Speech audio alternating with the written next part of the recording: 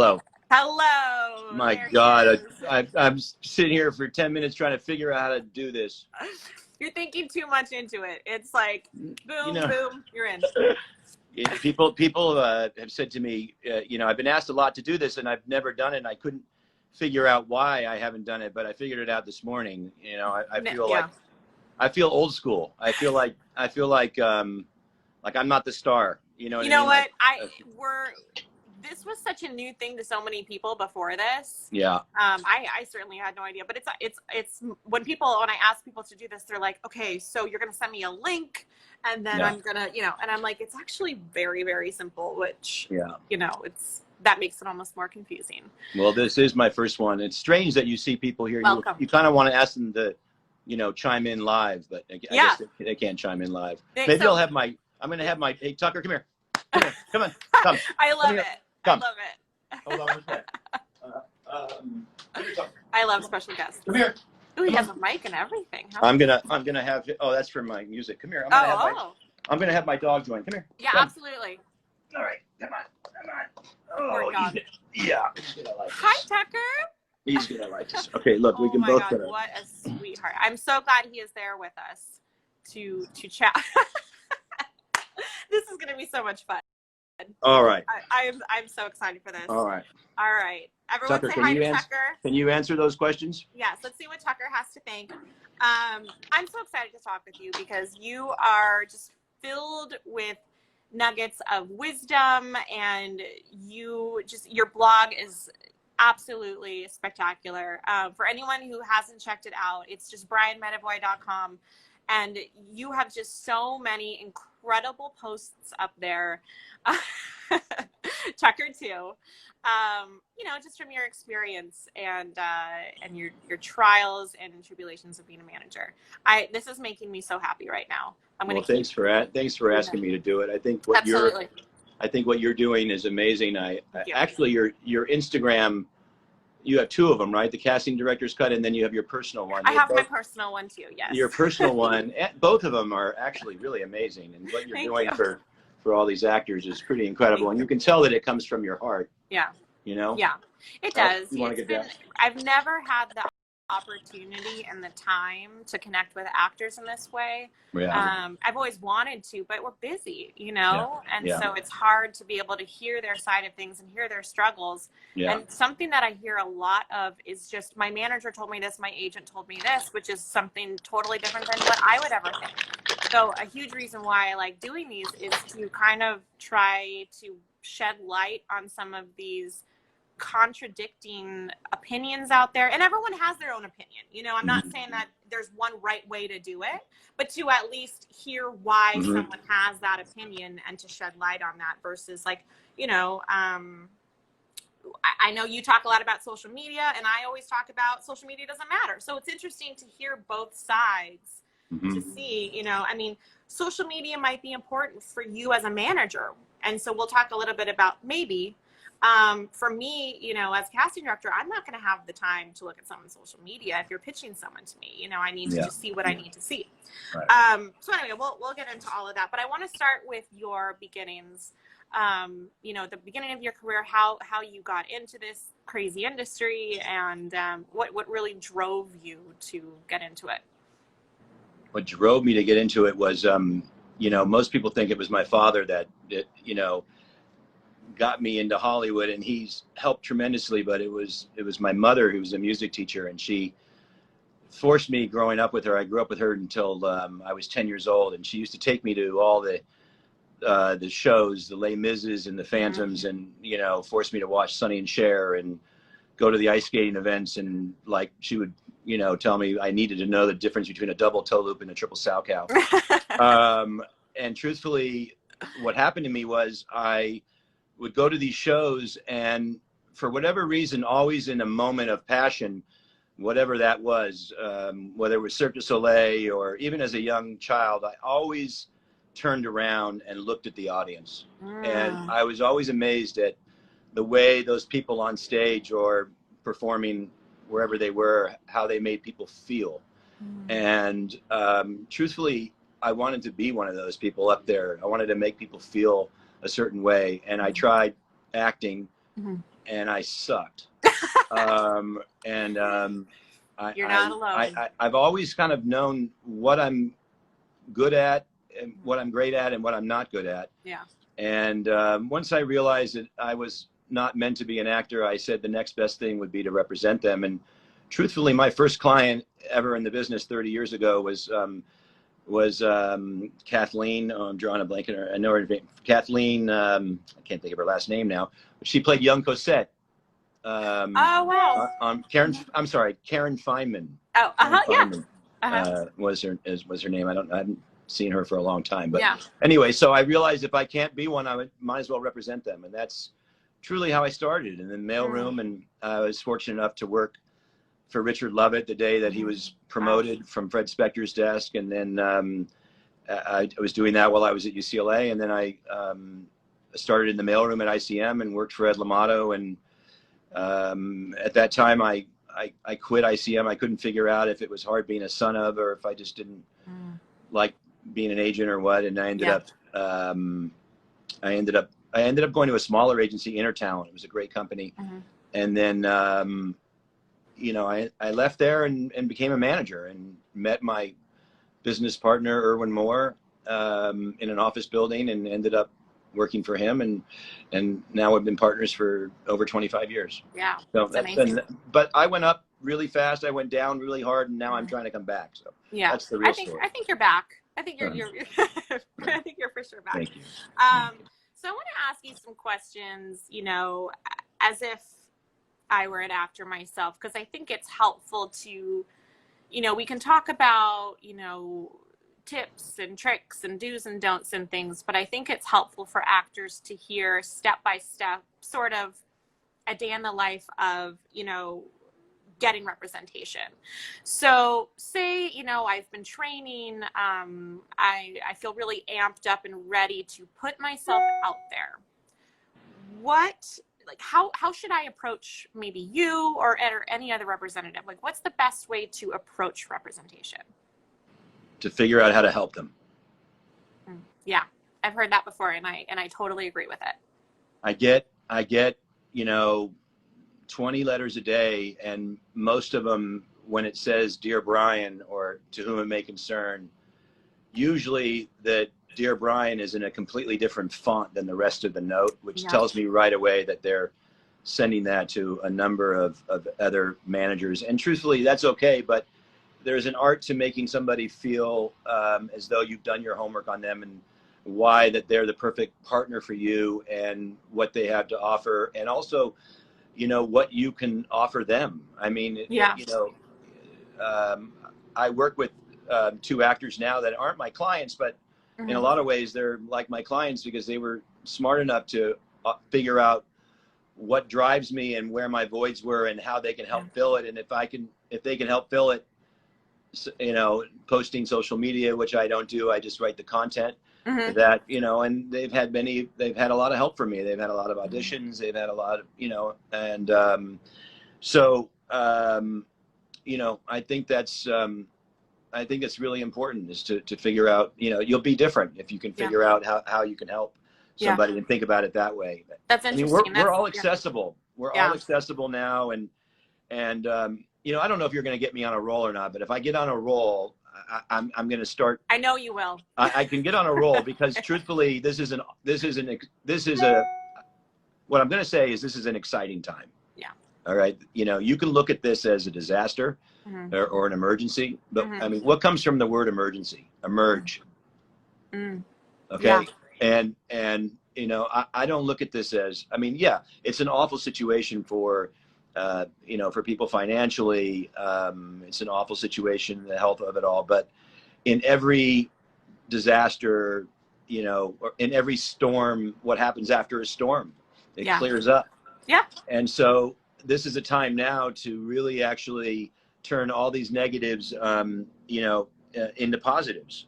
Yeah. You know, and there's so many things that you can be doing. You know, I have a list actually, which I wasn't even gonna. I have a list here of. This is an actor's guide resource thing. This is an incredible article. Prepare for the Prepare for the Death and Rebirth of Hollywood. This is an ultimate cheat sheet of critical thinking. This is this Actors Quarantine newsletter. Yeah, that thing is amazing. Okay, this is 19 pages. I know. Of things that you can learn, you know, recordings, acting classes, mindsets, stance. It's incredible. It's incredible. I mean, it goes on. It goes on and on. Yeah, Jenna Doolittle is the one who organized. We audition. Mm-hmm. I mean, this is an awesome time to. I mean, the accessibility of people and the willingness for all these casting directors and to have the time to help people the way they are is pretty amazing. And, absolutely. And truthfully, you know, from my point of view, success is measured by what we can do for others. So have you been watching any of those self-tape challenges that casting directors are doing? There's a lot of us out there, and have you been able to catch wind of any of that? I've been watching everything. Yeah. And listening to everything and taking in as much as I can. I mean, I am, you know, this is just a great time to be able to learn and evolve. And I mean, you either evolve or you're going to repeat, right? So I've been trying to take in as much as I can, just because, you know, I'm a sponge and I think that's important. So many great things to learn right now. Absolutely. You know, so some actors were asking, going back to, you know, kind of finding representation and approaching it from an, you know, what can I offer you standpoint, which is certainly something that I've heard other people say as well. And I completely agree with myself. Someone was asking earlier, how much does someone's credits take into consideration for you to sign them versus maybe their perseverance and willingness to really work hard on their career? I truthfully have to be very selective about who I take on, because there's only so much time. Yeah. But the good thing about going through a rough period in my life, which I did, and coming out of it, you don't have to think as much with your mind as you think with your heart. And so I'm fortunate that way. So if something moves me, I do something about it. But developing an actor takes a lot of time and heart. And so I can only do it for very few. But I mean, I love life because I can just I'm alive, and anything that moves me, I'm going to do something about it. Not that many things move me, unfortunately, but when they do, and so your question is really, what does it take to move me? I guess. Yeah. Somebody's, you know, I wrote a blog about how to get an agent or a manager's attention. And it came to me from a letter that I received from an actor. And if you read it, you know, you'll see why it moved me. It was so smart. He had done his homework. I mean, listen, truthfully, we're all insecure, and you know, the more information that you have about somebody, you know, the better off you're going to be. You don't have to always use it, but you know, and he knew what made me tick, and it was a really. Now you're going to ask me if I represent him. I am. I'm not going to answer that question.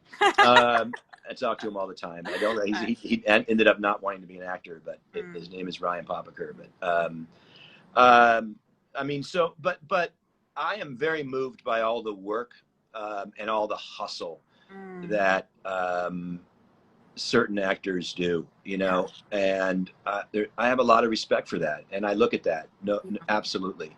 So it's a combination of how much they're willing to do, how much how much thought that they put into it. Yeah. You know, I mean, Howard Fine said I put it down. Howard Fine said something really interesting once. He talked about questions that you should ask yourself. He said, are you emotionally available and willing to contact painful feelings of others that others run away from? Is your voice able to compel interest? What is your temperament? Are you able to withstand criticism? Do you have a work ethic? Acting requires a sharpened intellect. You must be an avid reader and have excellent comprehension skills. You must be incredibly self-motivated. He's amazing. I think the world of Howard Fine. I think what's really important here is that how many real questions are you asking yourself? What is your why? I mean, a lot of people can tell you what they do or how they do it. Not many people can tell you why they do it. Right. And I think if you're just trying to make money, you're probably in the wrong profession. But I think if 100%. You want to make people feel something, and you're driven by the impact that you can have on others, you'll have a lot easier time finding success. And I can feel that in people's letters. I can feel that in their approach to me. And I think that there's so much information that right now everybody's a little scattered, and they need to find a couple of areas or a couple of people or a couple of relationships. I mean, one meaningful relationship a day, you will become successful. If you just think about it that way. Absolutely. One meaningful relationship a day, one strong conversation a day with somebody, I think, you'll see a lot of results from that. Quality over down quantity. The line. And I think it's important to remember that we all got into this industry because we were moved by something, whether it's something, a TV show that we watched, a movie we watched, we felt compelled to tell stories. And so just lean into that, we're open to that. Just a technicality. Someone was saying that letter felt so long. Are there any do's and don'ts that you would say, besides, doing your research, making it personal, any other do's? Does the length matter? Should they include, obviously I would think they should include any sort of materials they have. Or do you think it's best to just open it up and if they're interested to then send their materials? What do you think what are kind of the restraints? Is this about trying to get an agent or a manager? Yeah, like the initial cover letter. Someone had commented saying listen, so long. I personally believe that you have to be real with yourself and know what type of agency or agent is going to be right for you, because they work with developmental actors, and be smart about your outreach, I think.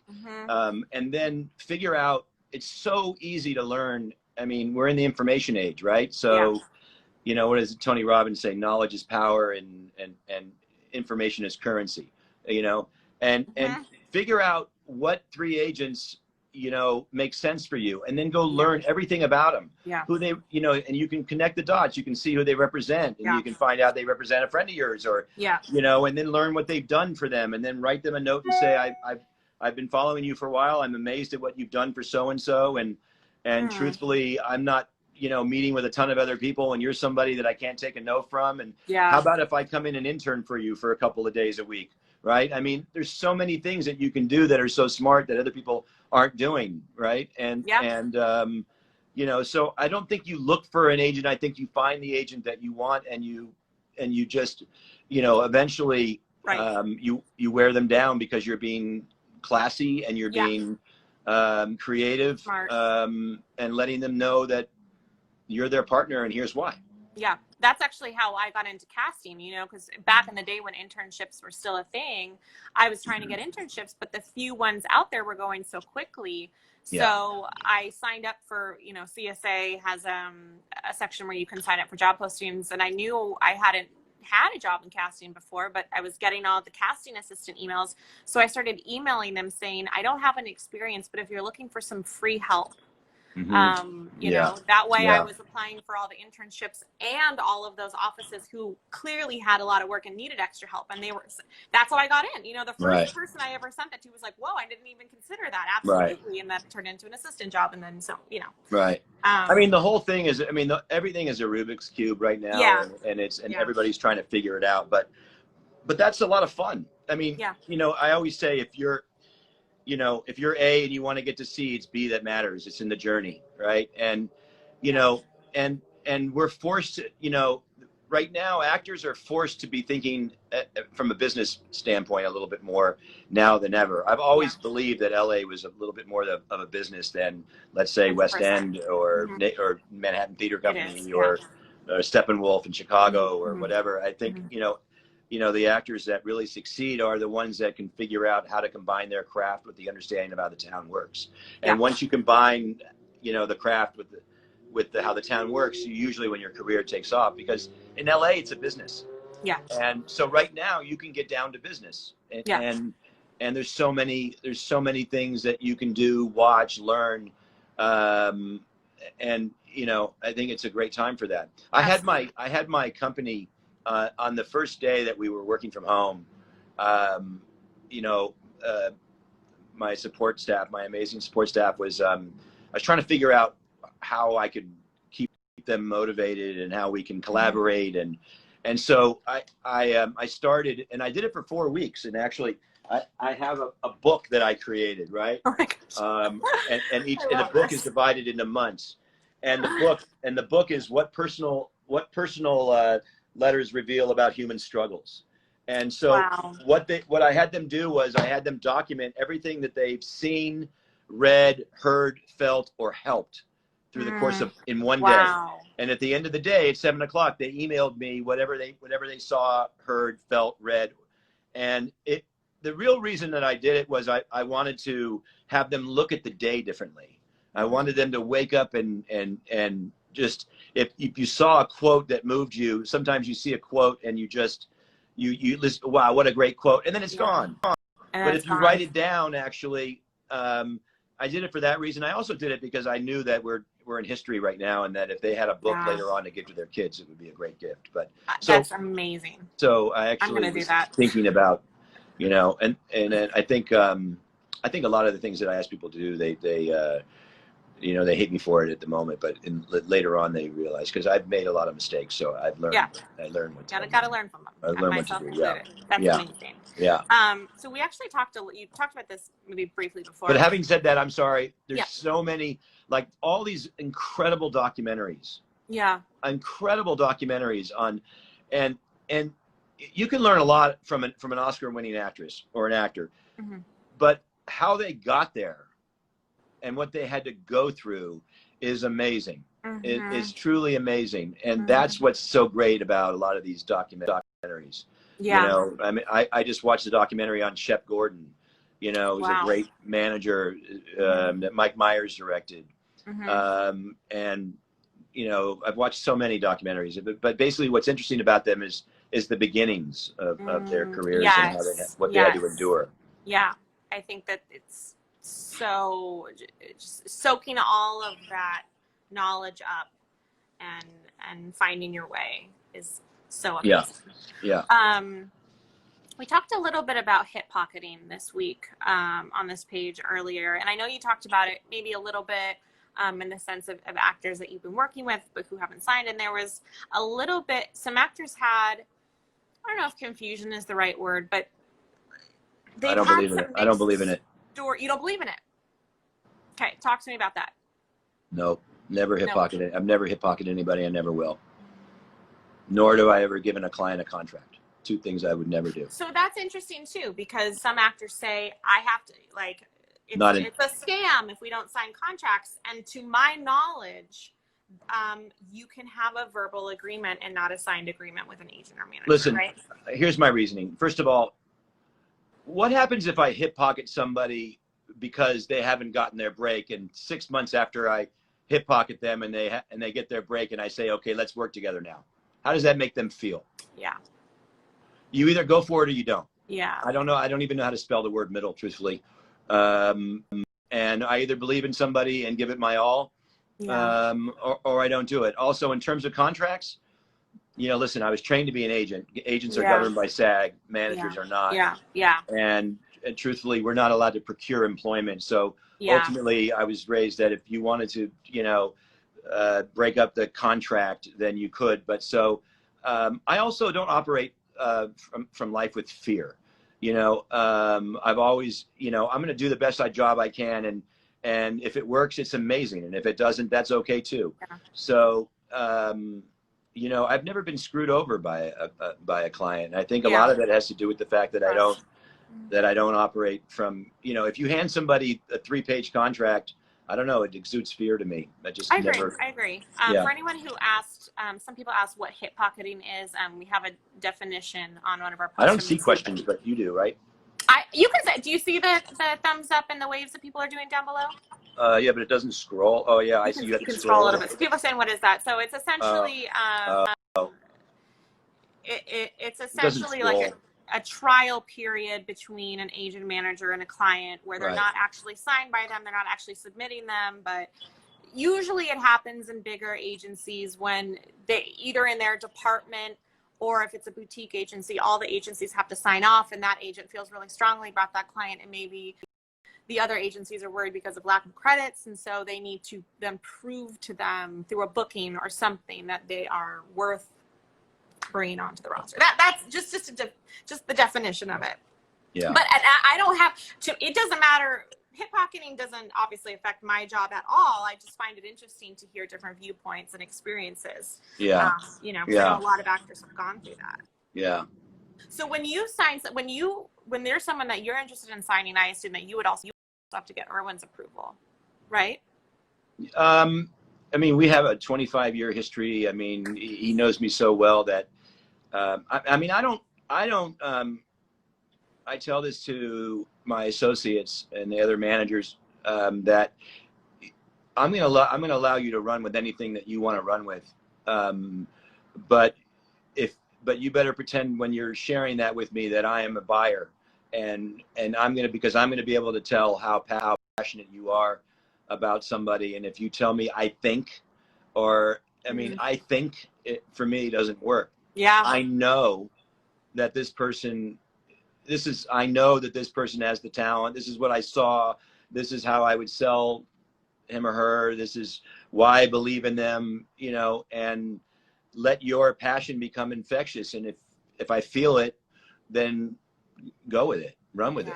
You know, I mean, the great thing about management is that, you know, it's fairly ambiguous in that, you know, you can, if you know, whatever it is that you're passionate about, you can follow and represent. I talk about Shep Gordon. Shep Gordon was somebody that, you know, started working with Alice Cooper and then fell in love with singer-songwriters and represented those, and then loved food and ended up starting the Food Network, the chef. You know what I mean? So you just follow your passion, and I think that's the key. So, but yeah, I out of respect, we all collaborate with one another and talk about, you know, why we want to work with somebody, but I think that's great. You have to let people run with, you know, and learn. Yeah, absolutely. What would you say are some of the biggest mistakes you see an actor do early on in their career, from your standpoint? The biggest mistakes that they've made. Yeah, that's funny. I don't really go to that place. Because, I mean, what would you say to, so like for me, if someone were to ask me that question, I sometimes see actors having this realization that they want to be an actor. Right. And so they first run to, got to get my headshots, got to type up a resume, got to find representation, you know, put myself out there as soon as possible so I can start acting, instead of it all starts from your craft. And honing in on that and taking classes, and first making sure that this is 100% a passion. You know, I mean, if you're waiting for things to happen, you know, and you're waiting for a moment with everything in your life to be in complete order, you're going to wait forever, and you're doing it the wrong way, and you're doing it the wrong way. You know, it used to be, I think, more in the 90s that, you know, you didn't put anything out there unless it was perfect. And I think today, nothing has to be perfect, and you can learn. And, you know, I mean, you can, you know, succeeding in, you know, you got to turn all negatives into positives, right? And you know, operating from fear or being frightened means that you care. And in today's world, that garnishes a lot of weight. Vulnerability is a strength today. Totally. And so, you know, things don't have to be perfect for you to put them out there and learn. And I think that's a big mistake that a lot of actors make by not putting it out there because they're afraid. I think not really having real conversations with yourself about what you need to work on. You know, is your voice compelling? You know, are you studying enough camera technique? Are you, you know, there's so many things that you can be doing as an actor today, but at the end of the day, you have to know that this is a business, and how you get the most out of the people that work for you is really important. Yeah. I mean, I hear all the time that, you know, they can't get their agent or manager on the phone, and well, there's two things that are going on there. One is they're the wrong person, and two, you haven't figured out how to get the most out of them. Yes. That is probably my biggest concern or question that I get from actors by far. Is they have representation, and then I usually ask, my first question is, how did that transpire? Was it like you know, really trying to get on their radar and finally they just said fine, or was it this like excitement and eagerness to work with one another? I mean, a call to your agent or manager, I'm checking in, is a mistake. You know, it's a mistake. How about noticing that your agent or manager just booked a client into a job that you saw on deadline, and you call up and you say, you know what, I just wanted to congratulate you on that. Wow. I literally just got the chills saying that, because me too. Because nobody does that. And so what are you going to do? You know, what are you going to, so to have a clear understanding about why you're calling them, and then to actually think about, you know, I mean, I go back to it. It's a business, but in all of that, you know, it comes back to, you'll be a better actor if you know how to direct. You'll be a better director if you know how to write. You'll be a better writer if you know how to produce, and you'll be a better producer if you know how to act. I mean, you can do all of them, and I think that's really important, is trying to be as well-rounded as possible. But I know I'm jumping around, but no, but that's good. You know, because but getting the most out of your employees is, you know, I mean, listen, my job as a manager is like, you know, I feel like on an actor's wheel, you have so many spokes, right? Your parents, maybe your business manager, your agent, your manager, your publicist, your whatever, or maybe you don't have any spokes, which is fine. You'll get them. But it's my job to make sure that wheel turns smoothly all the time. You know, that's my job. And so I have to understand what makes people tick and what drives them. And I mean, it was important for me to get on this Instagram Live with you today and actually really look at, you know, your personal page to see how important your family was to you, and to see what it meant, and then look at your business page and see how the two, you know, coincided, and what similarities there were, and who you were as a person, how beautiful your baby is, and what's important to you, and all of those things. Doesn't it make this a lot more interesting? Yes. Just the fact that I actually did 100%. my homework on you before. So we're all insecure. So do your homework on everybody, and don't bullshit, and actually, you know, I mean, kiss ass without kissing ass. Yeah. There's a quote that I repeat all the time, and it's one of those quotes that you say that really speaks to you.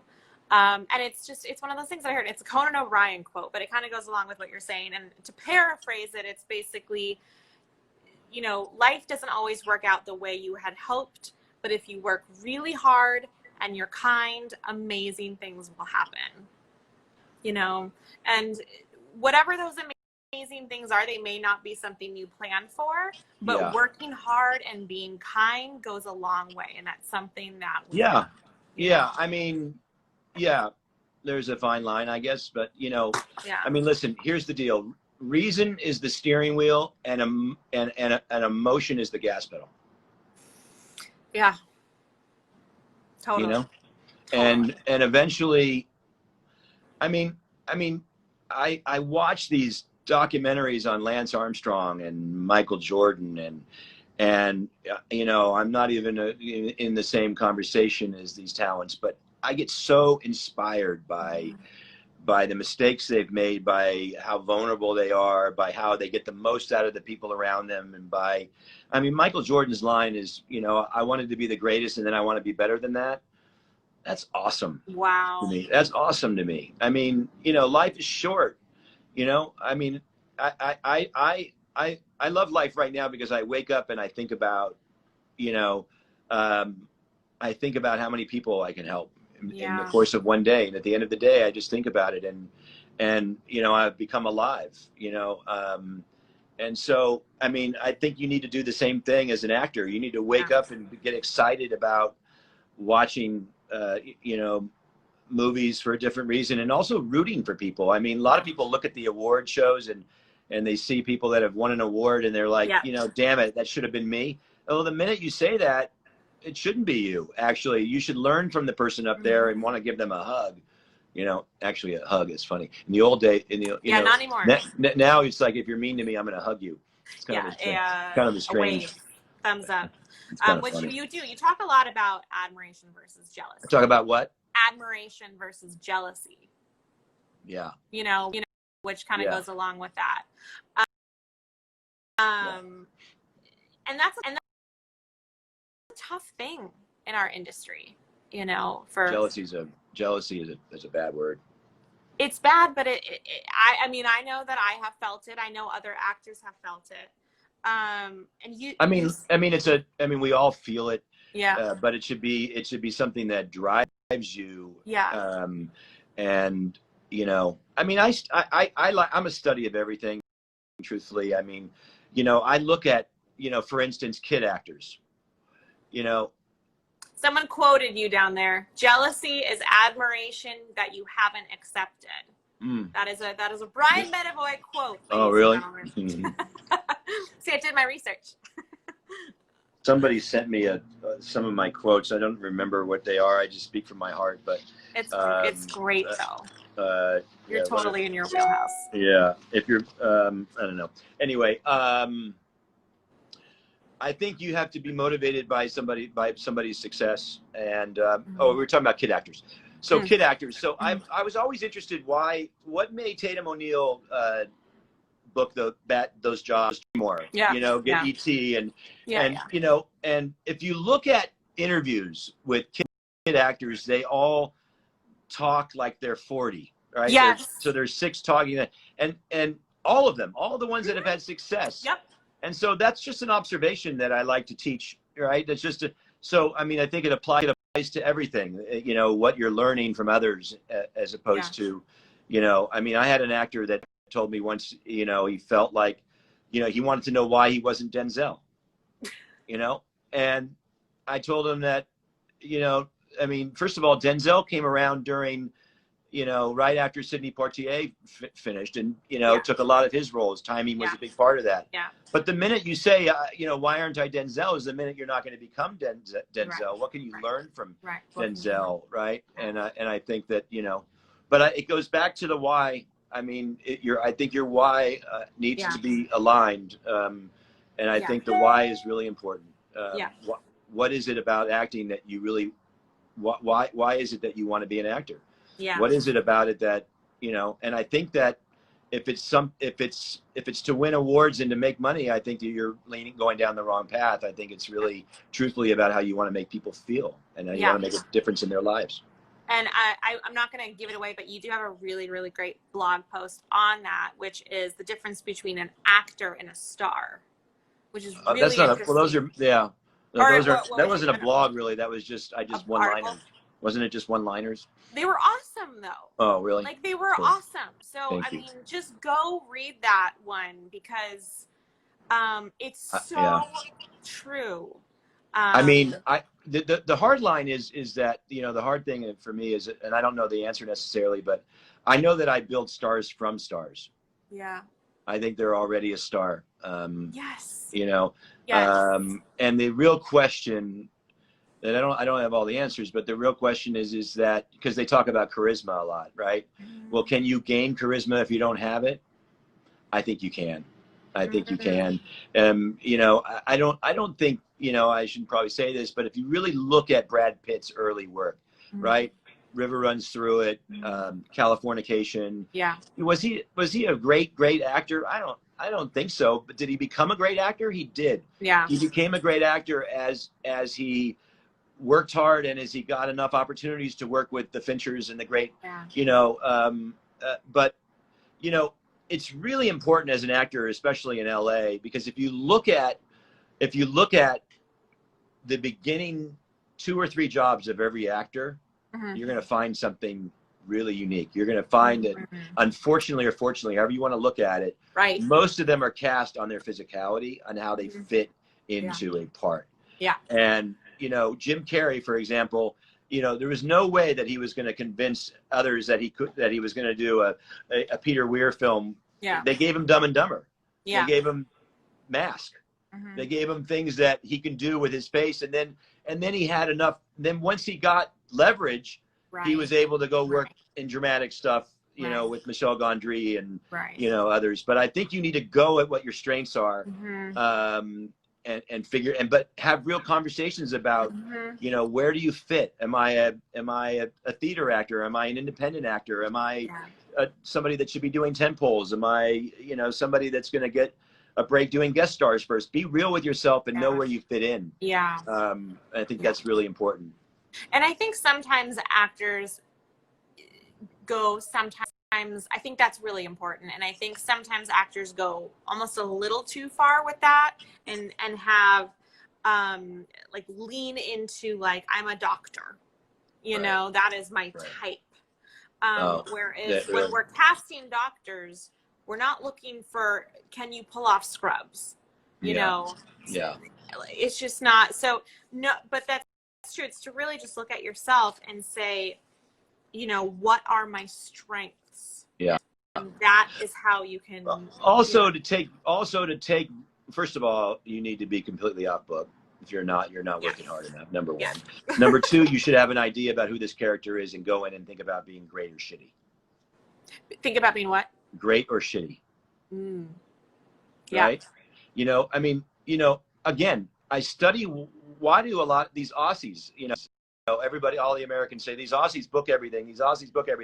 Truthfully, they go in and they read, and because I've been in these rooms, right? I know, you know, what these producers are saying afterwards and who books them.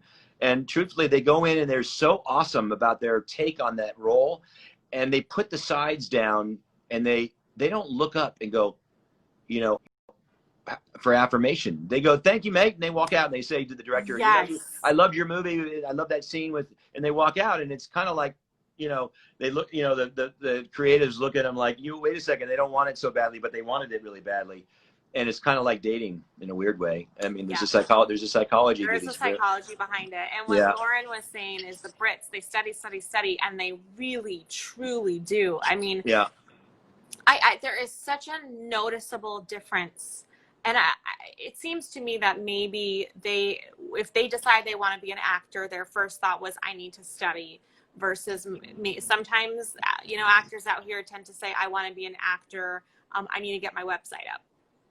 But there's another way. A lot of Brits that, you know, you can't, you know, there's a lot of incredibly talented actors that for whatever reason can't cross over into U.S. roles. Yeah. I don't believe that. You know, like for instance, there's an actor named Adrian Lester, who's a huge star in the UK, who's tried to make it out here, and the only reason that he hasn't made it out here is because he hasn't stayed out here long enough to build momentum. Of course. Yeah. You know, and David Oyelowo has. Yeah. And, you know what I mean? Like, you know, and so you can't, you have to think about the you know, you have to think about LA as a business and want to learn how to navigate it. And also know that it's a song, and it takes time for that song to, you know, it takes time for that song to build into the chorus and build, you know what I mean? So, you gotta be patient, and that's the hard thing. And you gotta know that, you know, just because you haven't booked a job doesn't mean that you're not, that you weren't right for it. Yeah. You know, what can you learn from it? You know? Instagram kicks us off after an hour, so we only have 15 more minutes, but I want to get through a couple more questions really quick. What would you say to there's a lot of international actors here, and there's also actors not in LA. And another question I get is, you know, when I'm going to move to LA after all of this, or some people have actually just moved to LA and then COVID started, which is awful. But what would you say is your advice to someone who is thinking of moving to LA or has just moved to LA? What's something that they should focus on first? can I just say that I have, and it's been extremely helpful for actors for a long time, and social media. I mean, you talk about social media. Social media for me is information. Social media, it started off for me as like on Instagram, I would just, oh, wow, I have a place I can put my photos. You know what I mean? Like that's how it started for me. But social media is a place that, you know, I can just add value to others and also keep my stuff in one place. I've been creating a business plan for actors. I've been doing it for 25 years. You know, if you go online, there's no such thing as a business plan for actors. There's a business plan for every other business but actors. And I keep preaching that, you know, LA is a business. So I've written a business plan for actors that is one of my blogs that has all those questions that you should ask yourself before you move here. And in fact, there's a test on there that I do prior to the questions that you should ask yourself. That's amazing. You know, people don't associate having a business plan with acting, but like so many others, acting is a salesperson's career. The only difference is the product is you. And if you know what the question with a concrete plan for business. And then I go into all the things that I think are really important to ask yourself. And I guarantee anybody that reads that business plan and fills it out, it's going to be extremely helpful to them. That's incredible. I mean, like I said, you just dropped so many concrete and actionable advice for actors. Yeah. Which is just amazing. The last thing I want to touch on, and we talked about it just a little bit, but when an actor does have representation, you know, with a manager. As a what? When an actor they do have representation, they're with a manager, say it's you, and you said, don't check in with them, right? So what would you suggest to an actor who is in classes? Yeah. They have a great reel. They just updated their headshots. They're able to see some breakdowns. They trust you, but they feel like something is missing. What's the best way to approach you with that? What should they say? So they're represented by you, but they feel like they can't check in with you? They feel like, what's the best way to check in? You know, what's the nicest, most approachable way to say, what am I doing wrong? Or the dreaded question, are you submitting me? How do you feel about submission reports? I mean, what's the best way to like say without saying, hey, why aren't I getting more auditions? Why aren't I getting launched? Why aren't I getting more auditions? Oh, God, that's it. Yeah. I know. Hey, I'm just the message, the messenger. Yeah. First of all, why aren't I getting more auditions and I'm checking in are the two worst things that you could ask your rep, but you shouldn't also feel uncomfortable about saying anything. So it goes both ways. But, you know, I mean, the part of life that is fun is actually connecting the dots and figuring out, you know, I mean, family has a birthday, has a book, they just booked something. You have to creatively you know, everybody's insecure, right? I mean, we're all actors at the end of the day. And so in the beginning of the relationship, build a relationship on things that, just be smart about what it is that you want to say, be authentic about it. And also a lot of actors don't like to read deadline, for example, and because it's going to frustrate them on what they're not in. Look at it as information. Look at it as, and if you don't say, well, how come I wasn't cast in this movie? Find out things that are casting now and ask your friends what they're going up for that are similar to you, and have a list of those 3 in front of you, and maybe email them. I mean, maybe in the beginning of the relationship, it should be more emails. And once you start to get in cahoots with your rep through email, then maybe that will make the conversations easier, right? So just be smart about your approach to things, and I think that and build it. Listen, it's like people. I used to go to when I was younger, I used to go to parties and walk around the parties and just walk around and try and meet as many people. And like you end up leaving with nothing, right? You end up leaving, you don't remember who you met. And, you know, I always meditate a little bit before I go into these Hollywood parties. And there's not so many of them right now, but I always think about who can I, you know, what I want to meet one person that I could actually build a relationship with or look into the eyes. And it's so much more authentic. So you want to be authentic. You don't want to, you know, you want to be authentic about what it is that you're saying to others, but put some thought into it. Put some, you know, just be smart about it. You know, but to say, why aren't I getting auditions? I would say, you know, these are three things that I've noticed that, that they seem to be casting right now that I would love to get an opportunity on. And I hope I'm not bothering you, but I want you to know that the idea here is that I'm going to make you money. We're going to make money together. You know what I mean? Like, what about that comment? I mean, you don't, I mean, now that sounds a little bit strange, but it's a little different than most people say. And that's why you should say it. You know, you don't want to be like everybody else says, why aren't I getting auditions? You know, listen, at the end of the day, you're the chairman of your own company, and we work for you. And so how are you going to get the most out of your employees? Right.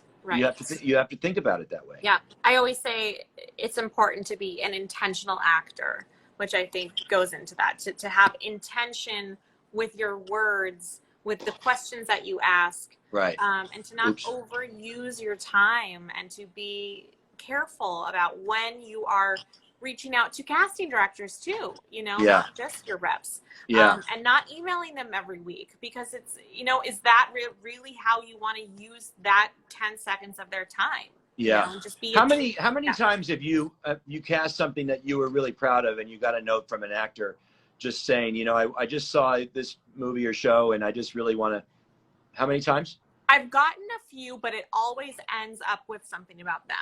Right. Wrong. You know? Wrong. Yeah. You know, I mean, let's just call a spade a spade. Think about the business that you want, then think about the business you're in, and think about the business you want to become. Everybody is so in the now, you know, that they don't think about, you know, just simply writing something. You know, I write anybody. I just sent a note to Titus from Bosch, who did a podcast. This guy Bob Leftwitz. I just wrote a note to this woman. There's this documentary on New York Times called Kim I Am, and it's about a girl that she was the Fergie. She was the girl. She was there before Fergie, and she was the girl. And the record label wanted her to show more, you know, TNA and kiss Will.i.am a lot more, and she said no, and she quit. And 3 weeks later, they sold 37 million albums, and there's a whole documentary on it on the New York Times. It's called Kim I Am. I just wrote her a note. But what was amazing about the documentary is how she handled herself afterwards, how she's giving love to Fergie. And you know what? Wow. And it moved me. And I'm not trying to get anything from, so I think that people will pick up if you're trying to get something from them. And sometimes you have to do things. So, you know, when something moves you, do something about it. And what I want to say too is, for actors, if you're thinking about, say, you know, a complimentary message to somebody, by not addressing yourself does not mean that we don't see you. You know, it's like, I think you mean in the beginning of the note? Yeah, it's like if you were to, you know, commend you on a big booking that you had, by not interjecting themselves doesn't mean that you don't see that action. You know, you don't have to then make it. Yeah, you know what? If you're doing it because you're trying, if you're giving a gift to somebody and you expect something in return, you shouldn't be giving the gift. Yeah, exactly. And it should be coming from your heart. And so if you get a note and you say, I just want to regard, you know, so of course we're human beings. I mean, I've written things to people before where I never got a response. And for a second I go like, fuck them. But then it's gone in 2 seconds because you know what? I did it because I felt it and I meant it. And you know what? They add up.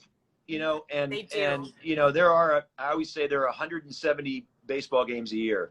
Does anybody really watch all those baseball games? No, but each game adds up as you know, to the playoffs, and then the playoffs add up to the World Series. So it's little wins all day long, little wins. And I think that, you know, if there's a couple pieces of advice I would give, I would write down I would write down as an actor 3 things that are uncomfortable to you each day that you're doing. And then I would, and then look at that at the end of the week and see how much further along your career is, right? Wow. Just write down 3 things a day that are uncomfortable to you that you're doing towards your profession. It could be reaching out to a casting director. It could be whatever it is, just write them down. And I think that will be really helpful. And the other thing is document what you've seen, heard, read, and felt every day. Yeah. Document it, and you'll see that that's going to be really helpful. Steven Soderbergh has a blog called Steven Soder Blog. Yeah. Have you seen the blog? Yeah, that's great. He writes down. He writes down every single day the things that he's seen. He doesn't critique them. He just writes them down. And at the end of the week, he looks at it and he saw what inspired him, and those things become part of his makeup. You know, part of his next movie. I mean, everybody's stealing from everybody. Truthfully. Right. You know, how many times have you heard Steven Spielberg talk about David Lean? Right. What he's gotten from David Lean, you know? Right. Yeah, absolutely. I'm getting the countdown already. Awesome. This was unbelievable. As I knew it would be. My first one. And some people were nice enough to link some of your blog posts down here. I'll also post a link to it when we post the IGTV, because we could talk for hours.